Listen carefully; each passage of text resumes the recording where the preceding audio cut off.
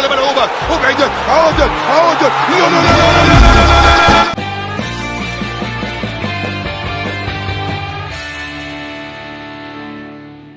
موعد وتوقيت مباراة منتخب المغرب ومنتخب الكندي في الجولة الثالثة والأخيرة من نهائي كأس العالم 2022 والقنوات الناقلة لهذه المباراة. ستحتضن في مدينة الدوحة مباراة قوية ستجمع ما بين المنتخب المغربي ضد المنتخب الكندي.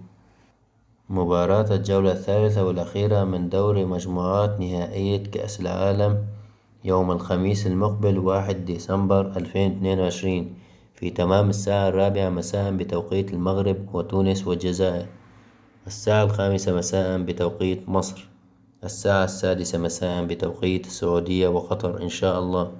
ومن المتوقع أن يتم نقل مباراة المغرب وكندا على قناة بين سبورت ماكس وعلى قناة المغربية الرياضية TNT.